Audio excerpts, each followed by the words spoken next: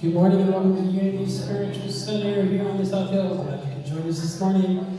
We've got a couple of similar things to get you started here today. And we ask if you'd like to join us and sing along with this wonderful Daniel Lehman song.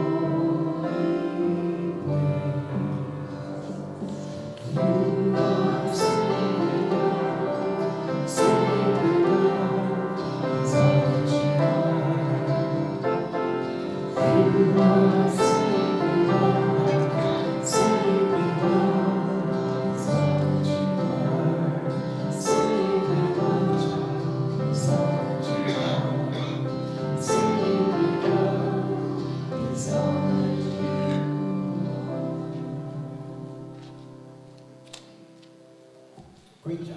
We're going to do another Daniel Lehman song, a little bit more up-tempo here this morning, called God You Are, and we ask you to sing along with us.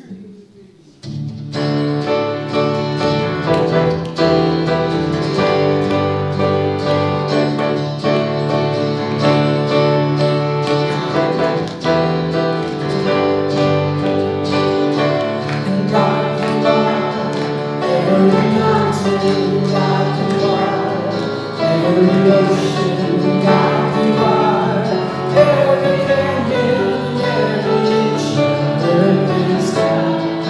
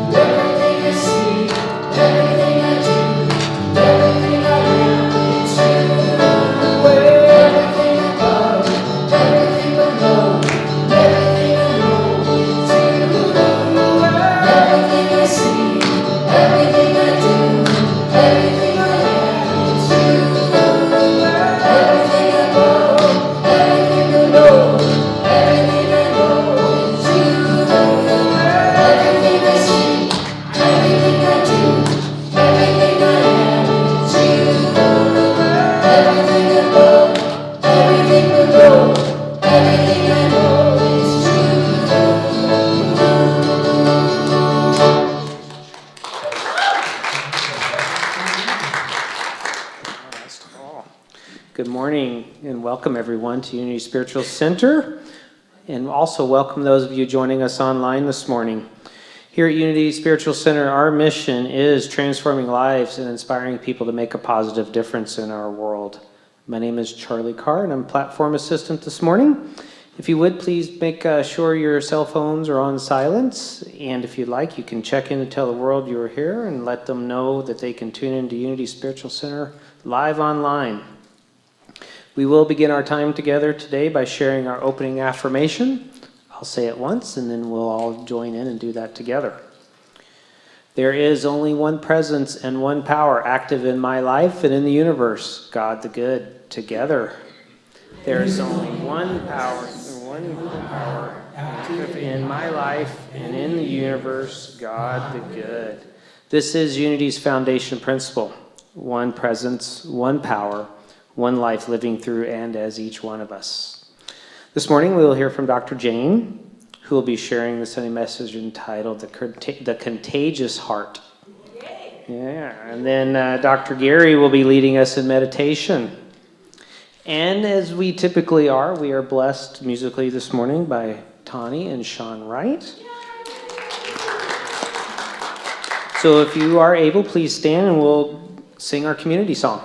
Right, we'll sing peace like a river.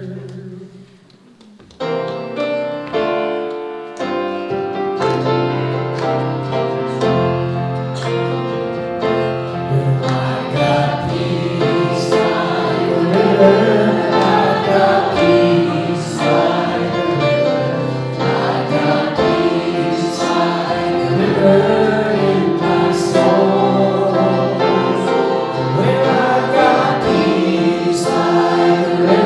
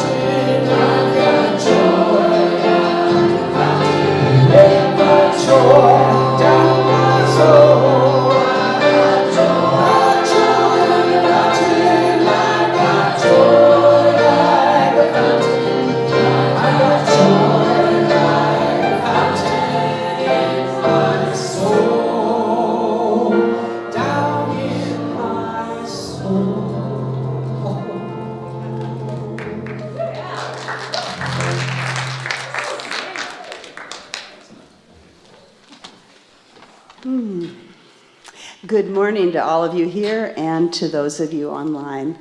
I'm here to do the board update, and this month I'd like to share with you your board's response to the coronavirus situation and the actions taken by Governor Inslee this week. As we considered our options for responding to the current public health crisis, we came to the conclusion that we need to take strong preventative measures to protect the health of our congregation and the wider community that uses our facility. Therefore, we have decided to follow the governor's guidelines and suspend all in-person services, meetings, classes, and programs here at Unity starting tomorrow and continuing through April 24th. This applies to both Unity-sponsored events and gatherings sponsored by other organizations that use our facility. This was a particularly difficult decision to make with Easter falling within this period. We hope that everyone will tune in every Sunday, but particularly on Easter Sunday on April 15th, so that we are all together virtually, even if not able to be here together in person. We will, of course, be regularly reevaluating and monitoring the situation and the need for these actions, as personal connection is such an important part of our transformative experience here together. Doctors Jane and Gary will continue to live stream Sunday talks, which will be delivered at the new time, listen carefully, of 10 o'clock each Sunday morning. So if you'd like to be part of that live stream, which may have some creative additions to it that would allow for some interaction, we're working on that. Be there at the 10 o'clock time. Of course, you can see it at any other time of the week through the Unity website, if that doesn't work for you. All of our current classes and upcoming classes are either canceled or postponed, with these exceptions. Dr. Jane's lunch book study group will, there may be a couple of weeks break, but watch for your weekly emails from the church, and there will be directions there if you'd like to be in on a Zoom call that would continue that book study. And then Dr. Gary's class that he started to talk about that starts in April will also have a Zoom startup. And he'll be telling us more about that in the future. As this decision was just made, there will be some issues to resolve as we go along. But our intent is to stay connected with each other through the website, Facebook, email, phone connections. We encourage you to make an extra effort to be in personal contact with Unity friends and with those in our congregation whose health might cause them to be at greater risk and more vulnerable to this virus. We want to hear your prayer requests, questions, needs, and concerns, and we'll do our best to respond to emails and phone calls in a timely manner. I'd also like to invite you to join me in reaffirming our sense of ownership in Unity, outpicturing through our ongoing prayers and financial contributions. While we may have to suspend our volunteer contributions for a while, our commitment to our staff and the ongoing expenses of running a ministry continue. So thanks to all of our automatic givers, and for everyone else, your continued support through online or mail donations is deeply appreciated. And Karen, I think, would like to share something about your class. Well, we're trying to see if there's enough people that are willing to do it online, and if that's the case, then we will continue, but we will also repeat it once. So I'll repeat that. Are you going to be contacting the people who've been coming to your class? I have contacted them. I've had some response. Okay. I don't know how many people are hooked up to them. So Karen's class, this is a correction from what I said before, Karen's class on the Bible is potentially going to be online through Zoom. So if you have been attending that class or interested in it, either connect with her today or respond to the email you received about that. Thank you, Karen. Okay. On a personal note, as may be true for many of you, with the cancellation of most of my favorite community activities for the next few weeks or months, who knows, I've gone through various aspects of the grieving process. I think I started off with anger, went to disappointment and sadness and a sense of disorientation. Just as things are changing very rapidly in the world, however, my internal states and moods are also moving at a pretty rapid pace. I'm coming to see this time as one of great opportunity to practice improved self-care, to remain centered in the midst of chaos, as a time of taking responsibility to stay in connection with others without the external structure of our shared activities, and as a time to really no longer use the excuse that I don't have time for spiritual practices. As a community, I'm coming to understand that this next couple of months is an opportunity for us to grow in our support and caring for one another, and to deepen our interconnection to the source of our being. I'd like to end by sharing a few thoughts I've come across that address our current situation and choices. Today, the universe is inviting you to look well beyond the veil of fear that has recently been draped over our world. This is the sacred trust of our time, to transmute fear into love. Can you see the chaos around and find the love within? Can you notice the fear within and find the love also within? Love is so strong that as soon as you found it, it transmutes the fear. So notice your fear and bless it with love, and it will be released. Do you see how the scale of the current moment is allowing for the most enormous, the most unprecedented expansion of fear into love? You can get stuck in fear or respond with love. The choice is up to you. So let us move forward in love, stay connected, extend our care to others, and look forward to the time in the near future when we're all together again as one body. Thank you.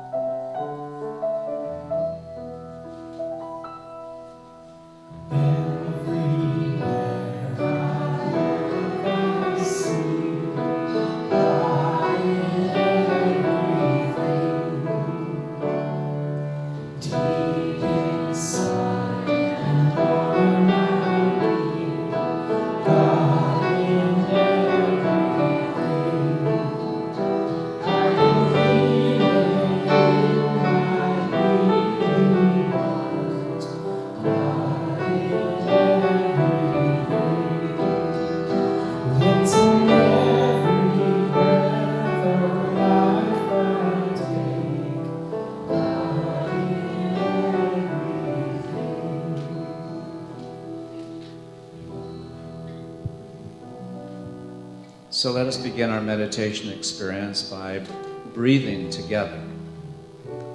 So I'll invite us into a specific pattern of breathing called box breathing. Breathing in, holding, releasing, and resting for the same duration. So we'll breathe in for the count of 4, hold for a count of 4, release for a count of 4, and then begin again after the rest. And after we do the breath, we'll focus on opening our hearts and connecting to the field of infinite possibilities. And so breathe in and hold and release and rest. Breathe in, hold, release, and rest. Breathe in and hold and release and rest.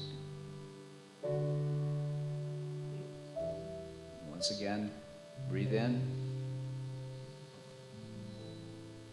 and hold and release. And so as we release ourselves to this moment, just allow the chair to completely hold you, feeling a sense of being supported physically as we create the scaffolding to our emotional and spiritual foundation. And so bring into your awareness someone or something that you appreciate, that brings forth feelings of gratitude, love, care. It could be a family member, a life partner, a beloved child, a cherished pet, fond memory. Just whatever carries with it the feeling of appreciation. As you feel those feelings of gratitude and love, imagine them rising up from within your physical self, pouring into this space, this sanctuary,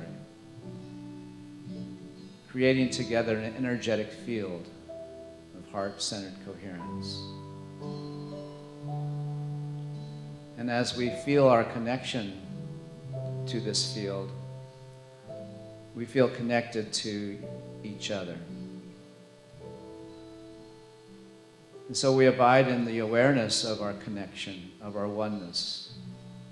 And so in turn draw upon the fullness of life to bring us into a greater expression of wholeness, of well-being, knowing our worth, that our presence matters.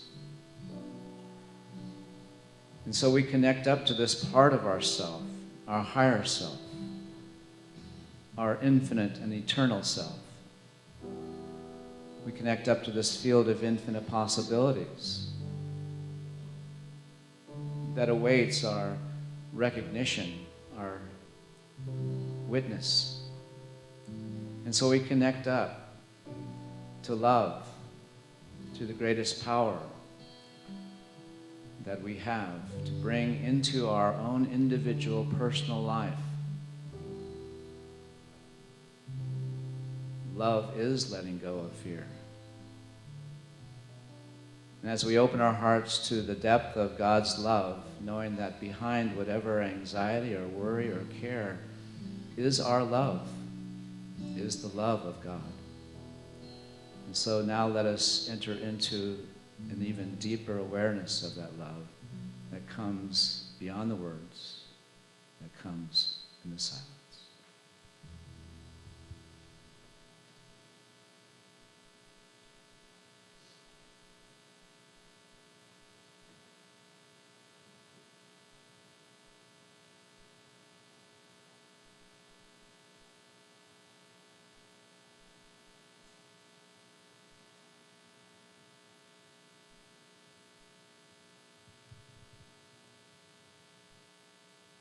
Breathe in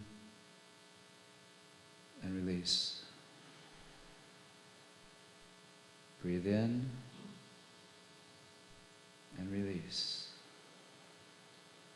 We release ourselves into the care and keeping of Spirit, and we enfold all of our loved ones, family members and friends, those who are near and far, who must travel, who must journey, who must be a part of this unfolding. We see light and love surrounding all in the perfect outworking of Spirit. And for this we are grateful. Thank you, God. And so it is.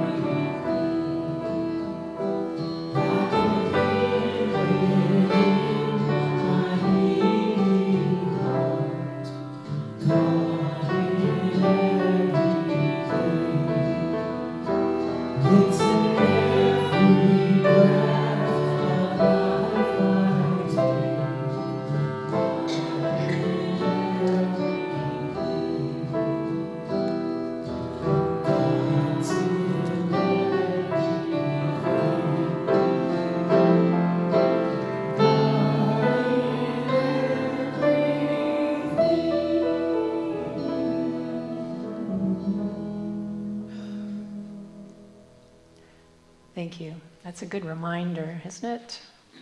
God is in everything. God is here now. The presence is always. Well, there's been a major debate going on in online meeting groups in the New Thought minister community. That's both Unity and Centers for Spiritual Living. And for those of us in New Thought, the big question that's being bandied about is, should we close? Should we stay open? How do we deal with this outbreak in a manner that demonstrates our foundation principle that there's only God going on, that there's only one presence, one power, at the same time taking safety measures that would seem to imply that there's a belief in separation going on or that there's fear here. If we stay open, are we putting people in danger? If we close, are we letting fear drive our actions? So there's this dilemma that's hanging in the winds, and let's talk about that particular elephant that's hanging around our sanctuary right now. It's the coronavirus. Are you ready? Do we have a dun-da-da, right? The coronavirus. It's now being called a pandemic, and signs of it are everywhere we look. Wouldn't you agree? Yes. Our brothers and sisters in Seattle have been at the epicenter of this for quite some time. In Washington State, they've shut down gatherings of 250 people or more. Schools are closed, sports, venues, concerts, other major events, all canceled. And the guidelines say to maintain a social distance of how much? 6 feet between us. And the news changes from minute to minute. Do you know, I started writing this talk on Monday, which I usually do. I've had to rewrite it 3 times. Really? Yes. Now, I like to edit my work as the week goes on. That's not... The first time, so you did the second? Well, because the news changed so much that okay, that's out of date. Back in the recycle bin you go and start again. There are now 3 confirmed cases in Spokane. That's the latest news I heard, at least. So we're not immune to its effects. And as you heard earlier, when Joan, our board president, got up here, we will be canceling our Sunday services for a while, but we'll continue to live stream our talks at 10 o'clock Pacific time. What time? 10 o'clock Pacific, starting next Sunday. We're also stopping the use of our building until things get under control. We won't be doing our meet and greet today, but if we want to greet each other, it's with a elbow bump or a namaste or a wave, or I saw one place doing the peace sign. For the peace song, we just stand and sing as we do for our community song. I saw one place was putting their hand on their heart for the peace song. Bob was saying that we should just... Oh, we could hug each other. We hug ourselves. No, hug. We should hug ourselves. You didn't hear me say hug each other, right? Hug ourselves. We have wonderful snacks prepared this morning by Candy and Shirley. Thank you to both. Now, both of them have been observing hygiene to the nth degree, scrubbing their hands before preparing the food, sanitizing the entire place. They're serving utensils for anything that needs them, and everything else is individually wrapped. There's hand sanitizer at the table, so please sanitize your hands before you even touch those utensils or anything else. So we're really, working hard at this. Now, why are we doing this? Well, not to be an alarmist, not to be fear-based. It's a preventative measure rather than trying to deal with the aftermath. Do you feel the difference in that? Because it's important for us to understand this. When we follow these practices, it's an attempt to try to flatten the curve of the pandemic. You've probably seen this graph that shows the spread of the virus with or without protective measures. And the problem is that the healthcare system gets overloaded when it peaks like that. And then the outbreak lasts even longer. So the idea through social distancing is to slow down the spread of the virus so that we don't get a huge spike in the number of people getting sick all at once. So we have made the choice, because of all this, to take this decisive action. And We believe it's in the best interest for the health of our staff, our community members, and help flatten the curve. Doing our part. Now, does this mean that we don't believe in the principles that we teach? No. Hell no. Tragedies happen even when the presence of God is right here with us. Have you noticed this? It's kind of the way of the world. You know, it's how it works. It's part of the human experience. As one of our colleagues, Reverend Kelly Isola, wrote, it's a virus doing exactly what viruses do. So let's respect that. And she goes on to point out something really important that we can really adopt as a congregation, that in the midst of all of that, what we can have the greatest impact on healing is the emotional contagion, which is one of the byproducts of this pandemic. And this is our work in the arena of the emotional contagion, being the presence of peace in the midst of the fear and the anxiety. And we do that by visiting our internal pharmacy. I love that, I saw that somewhere online. And discovering the power of the contagious heart. That's my talk title this morning, Contagious Heart. And you may remember a few weeks back, we talked about humanity's morphogenic field that we all contribute to. It's like the collective unconscious that we are all walking through, living in, immersed in. And we contribute to that field, especially whenever we have strong emotion tied to a belief. And that is where our power lies. That's the place right there. Feeling compassion, really feeling compassion and appreciation, and letting it grow in intensity, letting it emanate from within us. And this helps to create a new emotional contagion. We want this contagion. We want divine love, and we want caring to spread. Do you see? And while we're doing that consciousness-raising work, we also need to take mindful actions that make sense in this physical realm. We are spiritual beings, and we're living in a material universe. And the safety of our congregation is our biggest concern. We have people who are at risk in this congregation. So we want to use our innate powers of spirit-guided wisdom and compassion to adopt smart health and well-being practices. And at the same time, we don't want to succumb to fear that is rampantly spreading in this sea of cultural beliefs that we're all immersed in. You know, it's there. And the best antidote for that, is to activate and sustain an elevated emotion, compassion, gratitude, love. Radiate it. Radiate peace and harmony. That's our work. Every single one of us. We have the opportunity to be the presence of peace in the midst of all this craziness. So we need to follow our innate intelligence and wisdom to be smart, to care for our community's health through supportive safety practices, and we utilize prayer, affirmations, being a presence of compassion and kindness, to be a healing presence and contribute to humanity's morphogenic field. It's a balancing act. Are you up for this? Yes. It's a balancing act, though. We've heard the saying, praise Allah and tether your camel, or pray and lock your car. Well, I just read Jack Cornfield's version. I love this. Remember your Buddha nature and your social security number.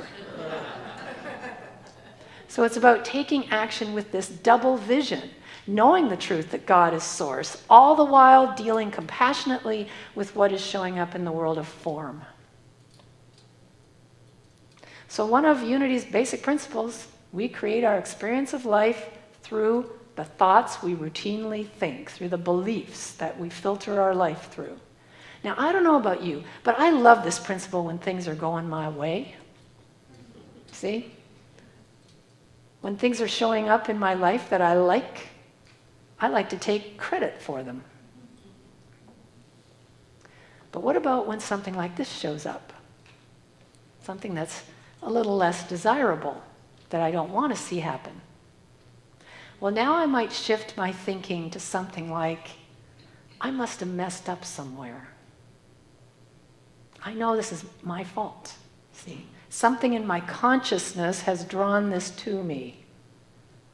My fearful thoughts and beliefs are responsible for this. Now, granted, there is a time for introspective self-inquiry when we are suffering in some way in our lives and to see what changes we need to make in order to transform that. But it's gentle self-inquiry. See, self-compassion, looking at our lives through the lens of compassionate curiosity, kindness towards ourselves, rather than guilt, rather than self-judgment. Otherwise, we are steeped in what is known as, in New Thought circles, metaphysical malpractice. And it's a kind of a spiritual shaming that we do. And if I'm berating myself or finding fault within me for fearful thinking, or worse, doing that to somebody else, then guess what? I am misusing truth principles. And it's the ego that does this. It's the head that does the judging. Metaphysics does us no good if it leads us to guilt and shame. Unity's co-founder, Myrtle Fillmore, did not guilt herself into her healing. In fact, the total opposite. She loved herself back to wholeness, blessing every cell, apologizing to her body for ever believing it was anything less than whole, with miraculous results. She used her contagious heart to spread health and wholeness. So whenever anyone asks me the question, why is this happening to me? How did this get created? My answer is always the same. I don't know. I don't know all the factors involved. I don't know anyone's path in life. I can't see the greater picture. I don't even know where I'm headed, let alone judge someone else's world. So I don't know the answer as to why the coronavirus has shown up in our world right now. I have my pet theories. I could regale you with those. But truly, I cannot honestly say that I know. As much as my ego would love to find someone or something to blame, I just don't know. Blame China, it came from China. Yeah, right, there you go. But there are some things I do know. One is that regardless of whose fault I deem it to be, I am accountable for my response. See it? And responsibility refers to my ability to respond. So I can choose words and actions that are healing, life-affirming, kind, compassionate. I have that ability. I also know with every fiber of my being that within all of us is a place of strength and mighty power. Within every heart, there's a depth of understanding and wisdom and vision to not only help us walk through this and come out on the other side, but to go beyond just making it through in survival mode, to actually blossoming, evolving, transforming into a greater expression of who we have come here to be, individually and collectively. So since we can't see the big picture and know all there is to know about why this is happening, first, can we all be in agreement that we will refrain from participating in metaphysical malpractice? Yes.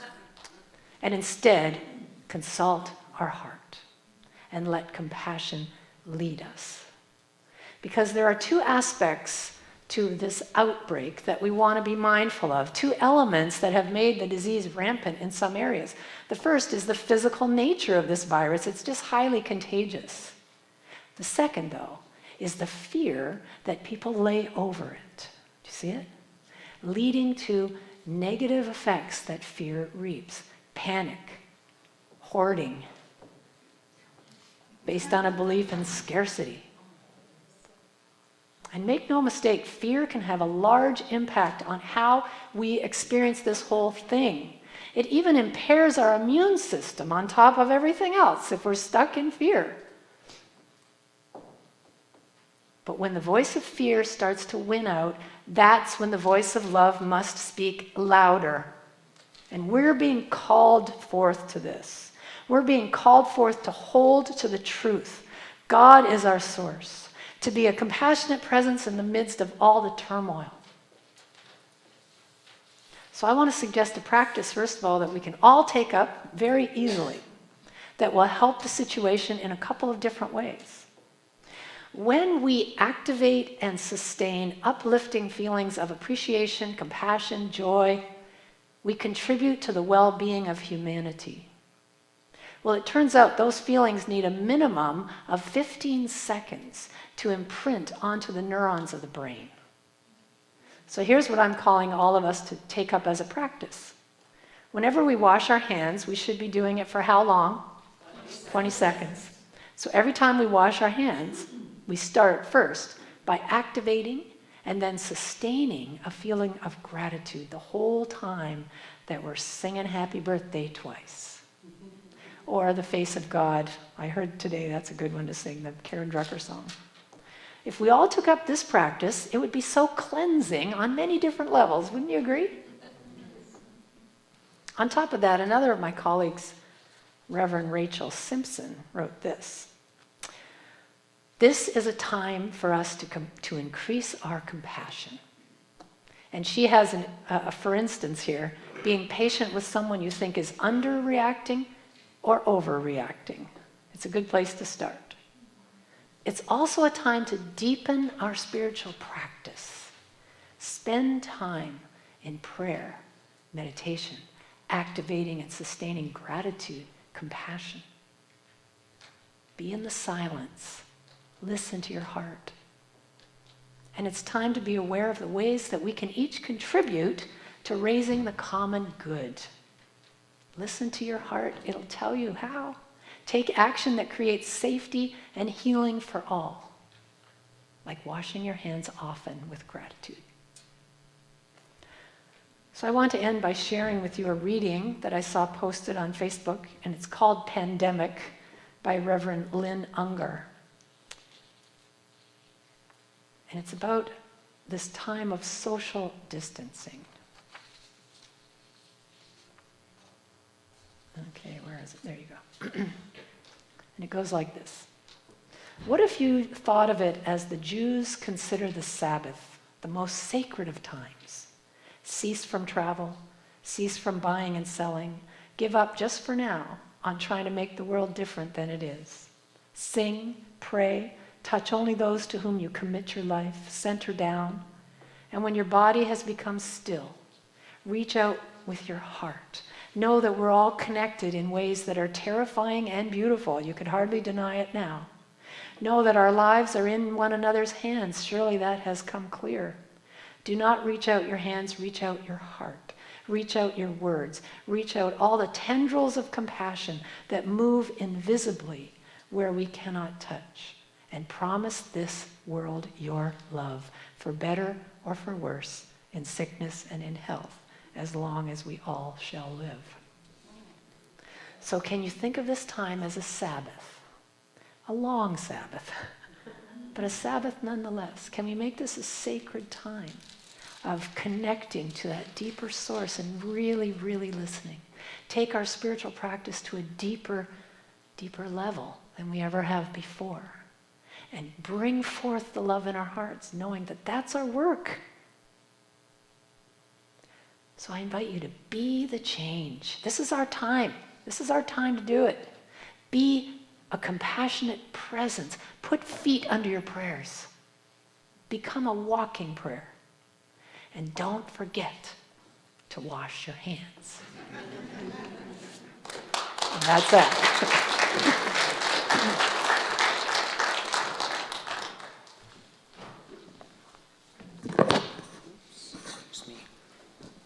I don't know how you got a picture of my business associate taking all that toilet paper from Costco. In the parking lot after service, I'm selling toilet paper $5 a roll. Yeah, 50% goes to the church. Unity stands for peace in the presence of conflict, and for love in the presence of hatred, and for forgiveness in the presence of injury. Unity honors the many names for God, the many paths for God, for we know that there is only one power, one presence, and one life. So whoever you are and wherever you are on your journey of transformation, you are always welcome here. We especially like to welcome anyone who is here for the first time. If you feel comfortable enough raising your hand, our usher has a packet for you. Is there anybody here who's visiting us for the first time today? Well, welcome.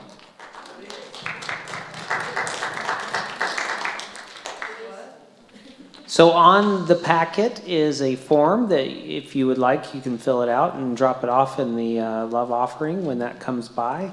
And you'll be added to our mailing list for our weekly e-news updates as well as our quarterly newsletter. And yes, please drop that in the bag as it comes around instead of love offering today. And also after the service, you can take that to the barista stand and get a beverage of your choice, as well as take that to the bookstore and get a copy of today's service. We're glad that you're here, and we welcome all of our online viewers as well who are joining us this morning. Thank you.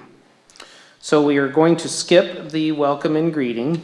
So you maybe just turn to the person next to you and give them that namaste. Yeah, we'll dance later. Promise. So now is the time to celebrate our abundance together as we share in our community giving. I invite you to hold your offering in your hand. And if you're joining us online, you can donate. You can use the donate tab that is on our website. We're going to take a moment to sink into our hearts and bring forth a feeling of gratitude and generosity. Let's say together our community giving blessing. I know that my giving blesses and multiplies all that I have, all that I give, and all that I receive. I give thanks to the abundance that is mine to share. We wanted to send you out with a very positive song here this morning, letting your love flow this spring. And hope you'll sing along with us.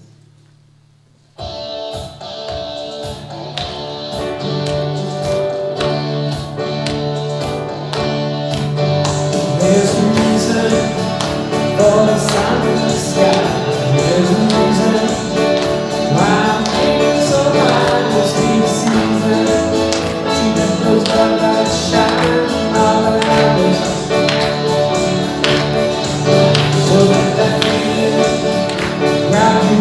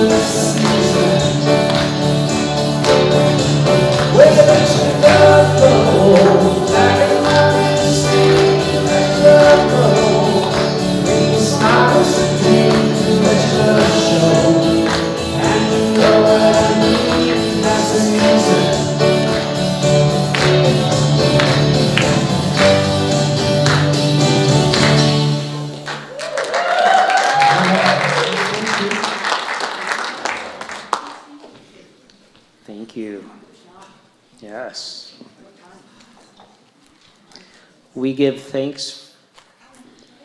Yes, we give thanks for these gifts and for those who have given them as we send them forth to bless our world. Thank you. As we are giving thanks for the gifts we are receiving here at Unity Spiritual Center, we would like to take time to thank all those in service to our community and our ministry. And today we are giving a special thank you to choir members. So anyone who is part of the choir, if you would stand up, we'd like to say thank you.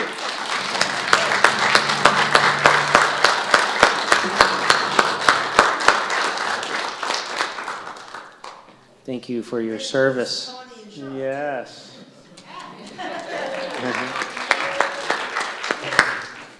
Since he's a choir director. Please do not use the bathrooms to wash your hands, because downstairs the young people said the women's bathrooms littered the floor and on the carpet. Oh, boy. Was that Jackie? So we have a little water problem in the downstairs bathrooms, and we're requesting no use of the bathrooms. So go home for the whole building. Yeah, just take the toilet paper with you.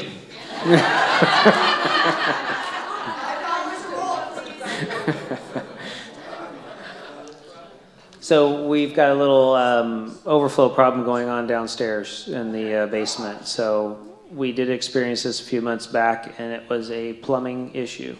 So it sounds like it's backed up again.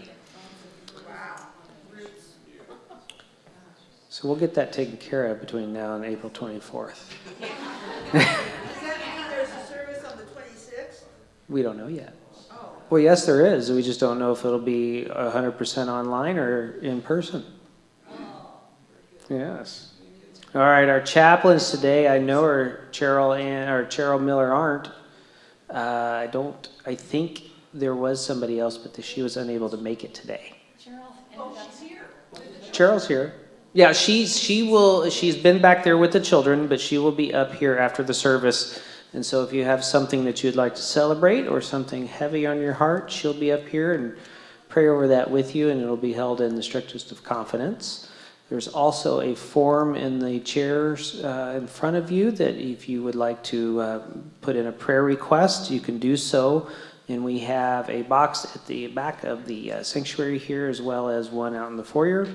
And that'll be prayed over for 7 days, and then it'll go on to Unity, Silent Unity, prayed over for another 30 days.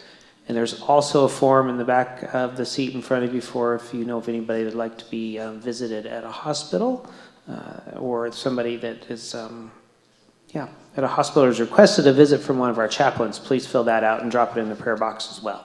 We will be holding those off, but they're phone Okay. call. She could be a phone call. Okay, so I don't know if you heard that, but on the visitations, those will turn into a phone call for right now. So it's still important if you have somebody that would like to be reached out to do that. And our kids are outside, so let's welcome in our children. We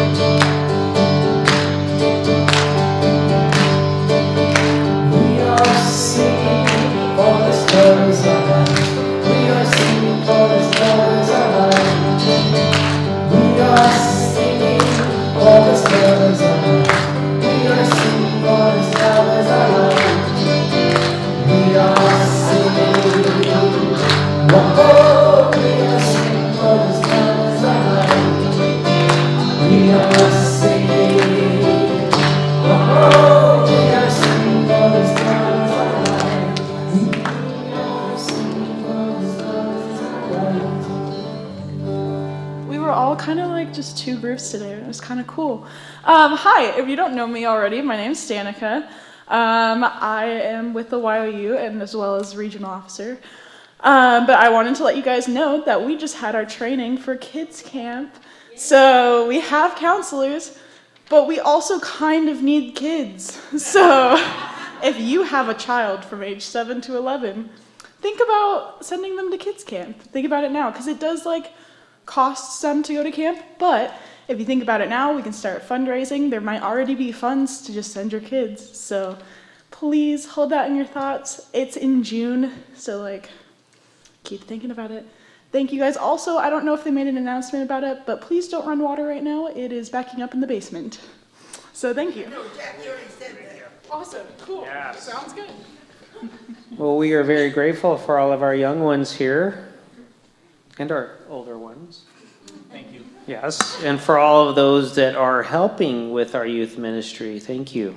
So let's take a moment and bless our children, then we'll bless ourselves as well afterwards.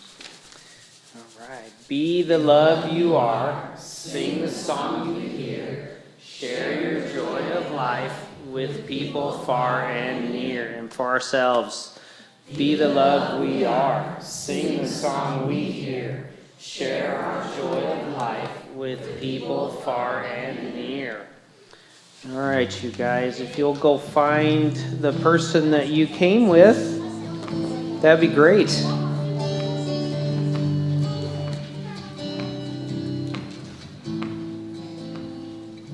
All right, please stand as you are able, and we are going to do our closing prayer followed by the peace song. The light of God surrounds us. I am the light of God. The love of God enfolds us. I am the love of God.